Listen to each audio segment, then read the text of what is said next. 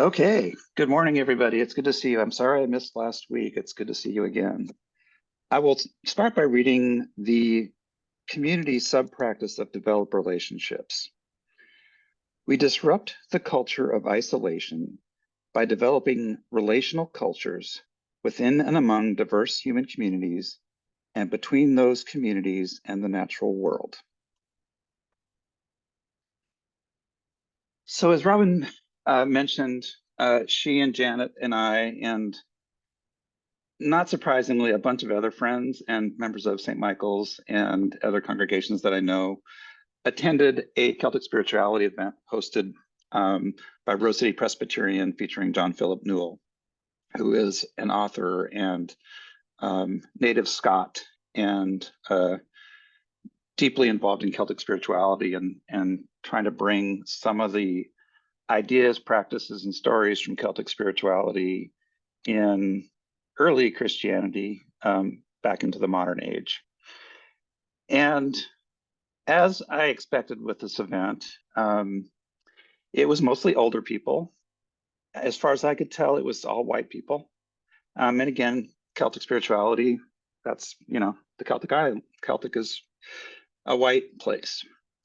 And the more I think about that, though, the more I think about something that Michael Ellick and Randy Woodley and other really wise spiritual teachers have been talking about and thinking about for some time is the idea of indigeneity and getting in touch with your indigenous roots. And white people have indigenous roots, but we're so far removed from them that most of us don't know what to do. And I'm one of those people. But in Celtic spirituality, and this is part of the personal land story that I've been working on for the last couple of years too, I've come to know that at least one line of my family has deep roots in Scotland and the British Isles. And so that's made me more curious about Celtic spirituality and more curious about that line of my ancestry.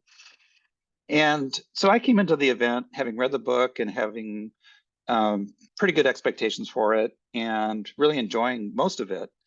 But we also had some difficult conversations. And one of those related to John Philip Newell's perspective about original sin and the idea that original sin was a Christian doctrine that needed to be totally discarded and thrown into the dustbin of history, basically.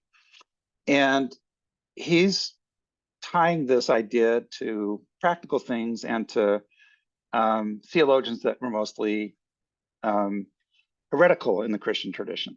So there were early Christian thinkers who, and in his examples, they're Celts, who saw human beings as fundamentally divine, as fundamentally good, as fundamentally beloved children of God.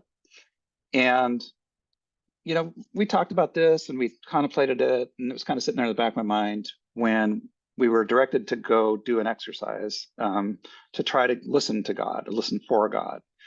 And long story short, we had the option of going outside into the Hollywood market or going upstairs into the sanctuary to do this exercise. And I went out into the Hollywood market and tried to do this exercise and was like, okay, this is loud. It's freaking wind chill factor of about 20. It's 40 degrees, but it's really windy.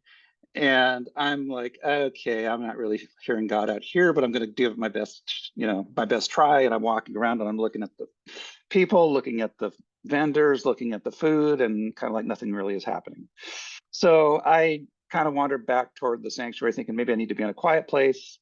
On the way there, I bumped into somebody who's gathering signatures to take corporate money out of politics. So like, okay, I'll sign this. And then I go to the sanctuary for a couple minutes, and there's probably as many people in there as there were that had gone outside, but it's about an even division. And I sit for a few minutes and then it's time for the exercise to end. So I go back downstairs and there's talk back about the experience. And I'm like, okay, that was not really a fulfilling experience for me, but I wonder what happened with everybody else. And sure enough, people have some really profound things to say and also some questions. And one of the questions is really typical for mainline Protestant congregations, which is, okay, that was a beautiful, lovely experience. I had that in church. how do we get the people who are out there into our church so that we can take them over and have them be part of our deal? And that got me thinking in a whole different way about the exercise and a whole different way about the experience. So I think I'm going to say something, but then I realized, well, I don't know that I have anything to add to this group. I'm going to sit with this for a while longer and not speak out and kind of go marinate on it for a bit. So the morning ends and it's time to, go home. And I'm heading out. I'm going to catch a bus that's just down the corner. And I just missed it by a couple minutes. And so I go, okay, it's a half hour for the next bus. I'm going to go back to the market. I'm going to find something for lunch. I'm going to eat lunch and then I'll catch the next bus. So I get this really huge and delicious tamale. I'm like, okay, where am I going to eat this? I find a spot on the edge of the market that's a little bike rack, and I just kind of lean up against the bike rack, and I'm still freezing and it's cold, but I'm getting this nice warm tamale into my system. So I'm feeling better about things. And then I slow down and I really think about the market and experience the market at this point in a different way. And this is what was starting to marinate in my head as I was listening to the talk back, but it's easy to see the market as church. The market is literally taking the food of the produce of the earth and bringing it to the people and feeding them. And I'm sitting here eating it. And that's as much church as anything. And so these people in this community that they've formed, and it's a fluid community of people that changes with the day and with the week and with the season, but it's there. It's always part of this neighborhood. It's part of the culture. And it's a holy set of connections of people growing food and bringing food to people to consume and to buy and to cook for their families. It's an amazing example of cooperative human relationships. It's an amazing example of loving human relationships. And so I start to see the people like you're supposed to see them in Celtic spirituality as like points of light. And you see the divine within them, and you see the divine connections between the people and the vendors and the people who are buying the produce and who are enjoying the market. And I'm like, okay, that's what's supposed to happen, right? That's how I'm supposed to experience Celtic spirituality. That's how I'm supposed to experience God's presence in the world. And then, later I'm having all this, like aha kind of moments. A couple days later, I have this webinar on white Christian nationalism. And I start to think about how we've been struggling with that as a cohort, and we're aware of it. And Janet did this amazing series of talks and interactive learnings about it. And it's still front and center because it's so powerful in our culture. And like the market, it's a set of connected people organizing around ideas. They're not ideas that I particularly find compelling or even,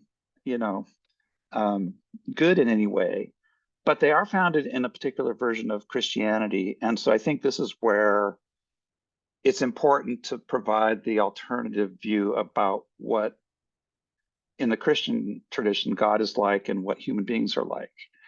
And so in the evangelical white Christian nationalist tradition, what I'm seeing is God is mad, God's love is limited, people are fundamentally flawed, if not worse. And therefore, God's purpose is to work through a righteous elite who just happen to be white male pastors to control all the depravity in the world in the image that these white Christian male leaders think is what God wants. And the Alabama Supreme Court's decision, which I have not yet read in full, but that basically said that embryos are children with full rights as born children, is grounded in that particular view of American evangelical Christianity. And so there is this really serious and present attempt to make this idea about what God is like and what Christianity is like something that rules over all of us. So the act together piece of this is to be cognizant of this, to recognize that the elections matter, that there's a whole political party that is enthralled with this idea of ruling over with a white patriarchal Christian supremacy perspective. And it's very dangerous, it's unconstitutional, and it needs to be confronted, called out, and resisted. Thank you.